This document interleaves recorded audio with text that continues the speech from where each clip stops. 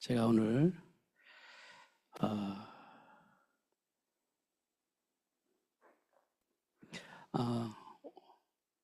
판교에 가야 되는데요. 그래서 말씀을 좀 짧게 드릴 수 있도록 하겠습니다. 오늘 본문을 보면 직분을 받아 긍휼을 하심을 입은 대로 낙심하지 아니하고 이렇게 되어 있어요. 낙심하지 아니하고 낙심할 일들이 있다는 거예요. 긍휼이 필요한 만큼의 어떤 현상이 나타나면 나도 모르게 낙심이 되잖아요.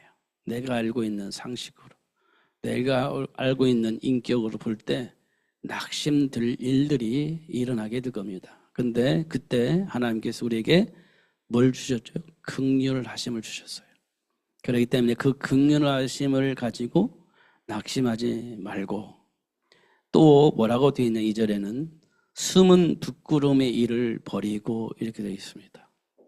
숨은 부끄러운 일을 버리고 속임으로 행하지 아니하며 하나님의 말씀을 험잡하게 하지 아니하고 오직 진리를 나타내므로 하나님 앞에서 각 사람의 양심에 대하여 스스로 조천하다 이렇게 되어 있습니다.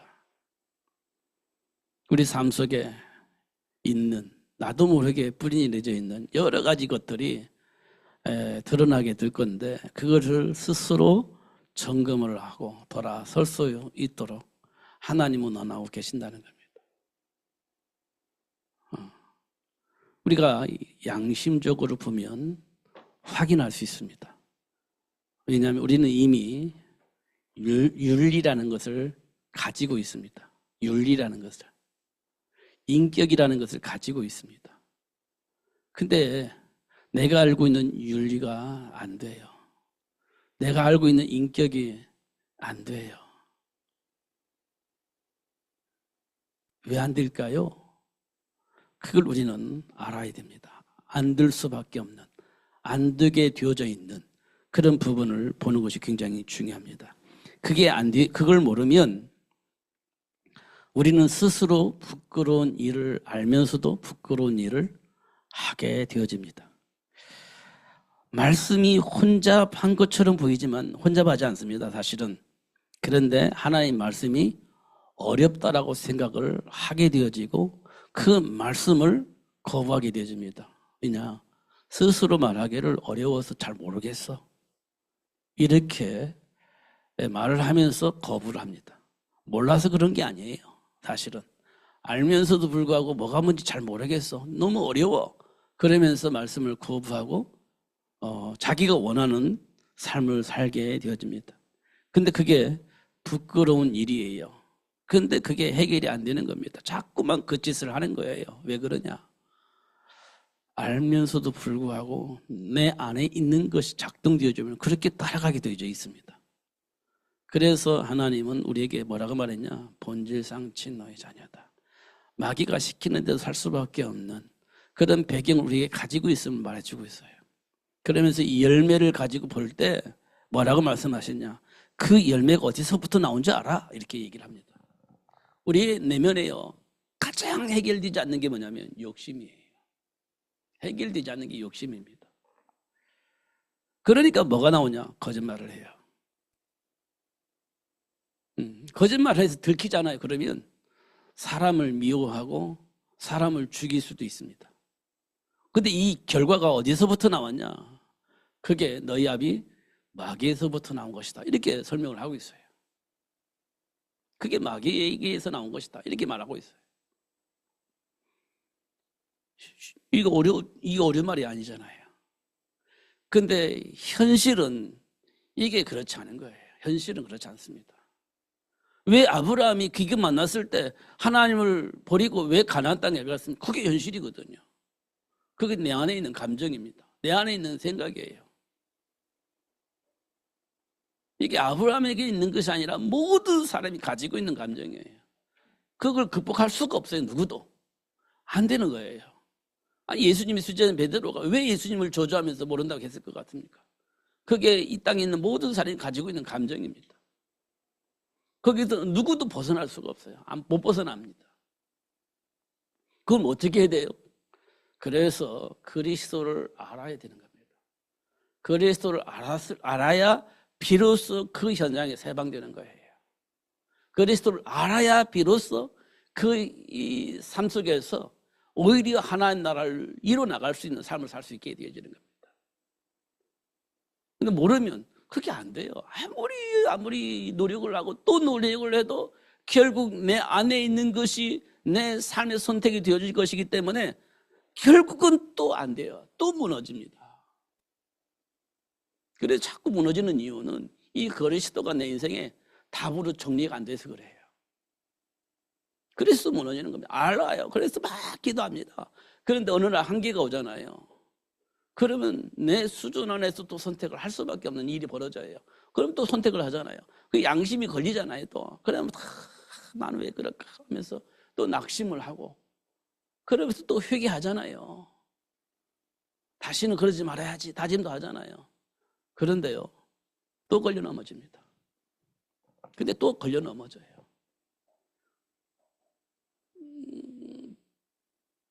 이때 우리는 하는 말이 있습니다. 어쩔 수가 없다. 이렇게. 진짜 어쩔 수가 없는 거예요. 근데 그 어쩔 수 없는 문제를 해결할 수 있는 길이 그리스도를 아는 거예요. 그러면 해결되십니다. 어쩔 수 없는 그 문제가 해결되져요. 이때 우리는요, 행복하다. 이렇게 생각하는 거예요. 이때 행복이 되는 거예요. 진짜 그때 행복이 돼요. 해방이 되니까 행복이 되고 그런 겁니다. 뭘 가져서 행복한 게 아니에요. 인생의 답을 가지니까 행복한 거예요. 그때 행복한 겁니다. 그때 우리가 늘 고백하는 게 있습니다. 하나님 진짜 감사합니다. 이렇게 되는 거예요. 그 답을 얻고 나니까 하나님 진짜 감사합니다.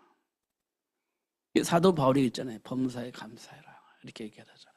이 말은 뭘 의미하느냐면 사도 바울이 그 많은 여정이 있었다는 거예요. 많은 유혹이 있었다는 거예요. 범사에 감사라 이 말은 많은 유혹이 있고 많은 공격이 있었다는 거예요. 그때 하나님께서 보게 하시고 깨닫게 하시고 돌아설 수 있는 복을 주셨다는 거지. 그러니까 사도 바울은 결론적으로 이렇게 얘기했어요. 배설물. 이 말은 뭘 의미하냐면 수많은 유혹이 왔었다는 거예요. 수많은 유혹. 그 유혹을 어떻게 견뎌내겠습니까? 믿음이 좋아가지고 아니에요.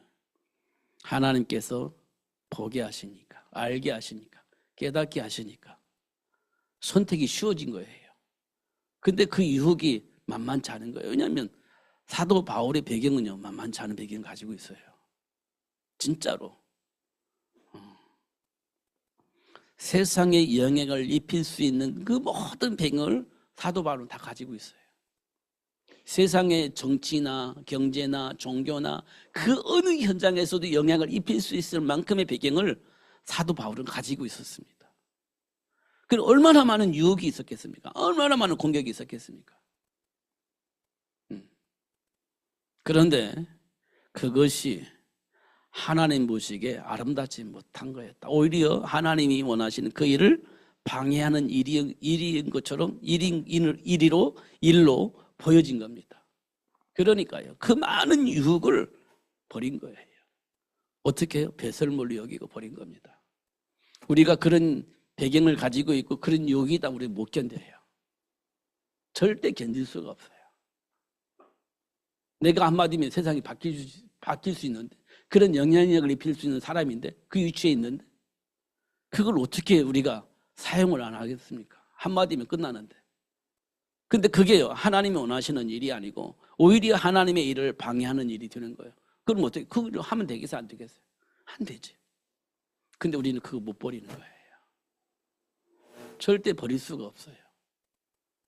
근데 사도 바울은 보았기 때문에 배설물로 여기고 버린 거예요. 배설물로 여긴 겁니다. 그게 본 사람만 알 수 있는 거예요. 본 사람만. 이게 어디에서 일어나는 일이에요? 현장에서 일어나는 일들이에요. 현장에서. 이걸 뭐라고 했냐? 부끄러운 일, 이렇게 얘기를 한 겁니다. 숨은 부끄러운 일.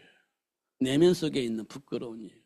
나만 가지고 있는 동기, 목적, 그걸 가지고 선택을 하는 그런 일, 이게 부끄러운 일이에요. 그리고 속임으로 행하지 아니하고 이렇게 되어 있습니다. 우리는요, 말을 잘하잖아요. 논리적으로. 그러면서 속여 먹잖아요. 그런 일을 하면 안 된다는 거예요. 그런 일을. 그러면 어떤 일이 벌어지냐? 하나님의 말씀이 혼잡해져요. 맞는 것 같기도 하고 아닌 것 같기도 하고. 그러다 보니까 나도 모르게 자꾸만 불신앙이 생기고, 나도 모르게 내 인생의 미래를 보고 준비하게 되어지고, 그러면서 하나님과 자꾸 멀어지게 되어지고, 이런 일들이 우리 삶 속에서 벌어지는 겁니다. 지금 하나님은 우리에게 원하시는 건 한 가지밖에 없어요. 하나님이 약속하신 그 복을 누릴 수 있도록 역사하시고, 당신의 배경을 통해서 그 복을 누리기를 원하고 계시는 겁니다. 이게 전부 다예요. 사실은 뭐 복잡한 거 없습니다. 전부 다예요. 그게 정리가 되어져야 되는 겁니다. 그렇지 않으면 안 돼요.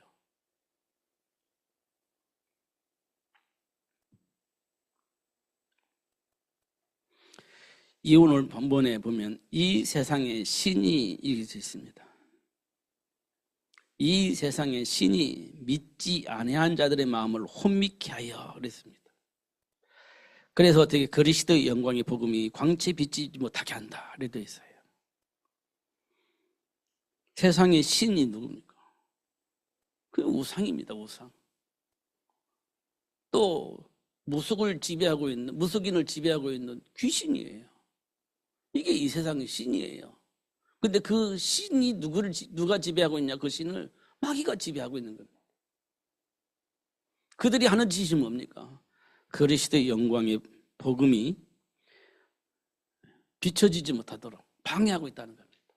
사주라고 얘기를 하면서, 네 운명이라고 말하면서, 네 팔자라고 하면서, 네 가문의 문제라고 하면서, 부모의 문제라고 하면서 그리스도의 영광의 빛이 비치지 못하도록 그렇게 속이고 있는 겁니다. 그러니까 우리 다 핑계를 대는 거예요. 조상 탓, 부모 탓, 이렇게 핑계를 대는 거예요. 네 팔자가 그렇다고 하면서 속이고 있는 겁니다. 그리스도의 영광의 광채가 비치지 못하게 하려고 하는 사단이 그렇게 지금 우리 삶 속에 작동을 하고 있습니다. 우리 영혼 속에, 내 생각 속에서. 어쩔 수 없이 또 제사를 지내야 되고, 아니면 두려우니까. 그런 상황들이 계속 되어지는 겁니다.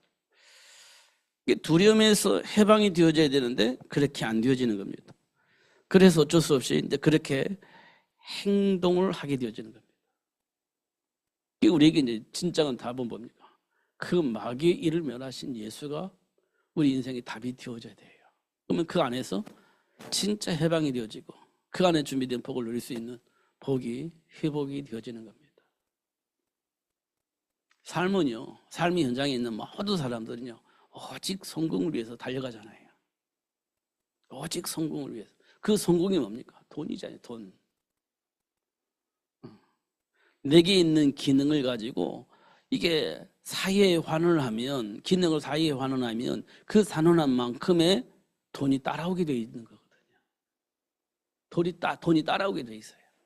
내 기능을 사회에 환원하면 그 환원한 만큼의 돈이 나에게 오게 되어 있어요. 돈을 따라가는 것이 아니라 내 기능을 통해서 돈이 따라오게 되어 있어요. 근데 이 땅에 많은 사람들은요, 돈을 쫓아가요. 어느 날 제가 유튜브를 보는데 제가 좀 다운을 받아놨어요. 어떤 과학자가 중국에 또 오퍼라고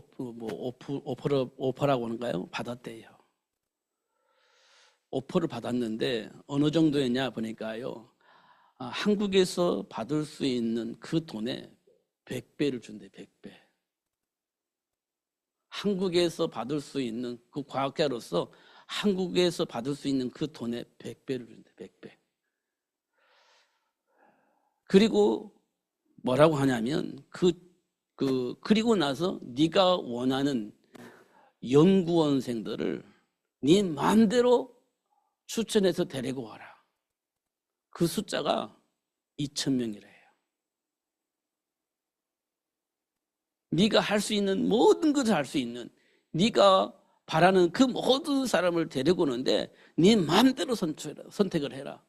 근데 숫자가 2,000명도 괜찮다 이렇게 얘기를 하는 거예요. 그리고 이 사람에게는 한국에서 받을 수 있는 월급에 대한 100배를 주는 거예요. 그럼 어떻게 안 갈 수 있겠냐는 거지. 어떻게 안 가냐는 거지. 100배의 돈을 받는데 어떻게 안 가냐는 거지. 그런데 이분이 거부를 한 것이 왜 그러냐, 거부를 한 것이 왜 했느냐, 만약에 내가 가서 이걸 연구해서 그들에게 바치면 우리나라가 그동안 연구한 모든 기술이 그 나라로 들어가 버린다는 거예요. 그러면 어떻게 해야 되겠냐.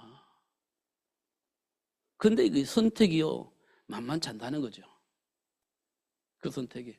그런데 우리나라에서 돈 들여서 연구한 그 모든 기술이 그냥 그대로 다 넘어간다는 거예요, 중국으로. 그럼 여러분 어떻게 하겠습니까? 이렇게 질문하는 거예요. 그리고 보니까요, 진짜 우리 정신 차리지 않으면 안 되겠구나 이런 생각이 들었습니다. 정체성을 놓치면 돈이랑 하면 100배 주는데 뭐. 그리고 내가 원하는 연구자들을 뭐 2,000명 다 내 맘대로 선출할 수 있는데, 그러면요 모든 기능이 다 글로 들어가는 거예요. 모든 비밀들이. 그럼 어떻게 할 거냐. 근데 이분은요 다행히 정체성을 가지고 그 비밀을 지켰던 거예요. 그러니까 나와서 얘기를 했겠죠. 근데 많은 과학자들이 이렇게 넘어간다는 거예요. 유출된다는 거죠. 그렇습니다. 진짜 성경이 뭡니까? 라고 물어볼 때 조금 고민을 해야 돼요. 내가 이만큼 돈 버는 사람이야, 그게 중요한 게 아니에요. 진짜는. 저는 그런 생각이 너무 많이 듭니다. 요즘 이 세상이 너무 무질서하고 진짜 자기를 못 지키는 그런 세상이 됐구나 이런 생각이 듭니다. 우리는 그런 세상이 왜 도래했는지 확인해야 돼요. 그게 세상의 임금으로, 세상의 신으로 자리 잡고 있는 사단에 의해서 하나님 나라를 회복할 수 없게 만들기 위한 하나의 전략이다 이렇게 저는 보여집니다. 그 권세자를 이용을 하는 거죠, 사단이. 보면 우리가 정체성을 지킨다는 말이 굉장히 중요한 말이에요. 안다는 말은 굉장히 중요한 말이에요.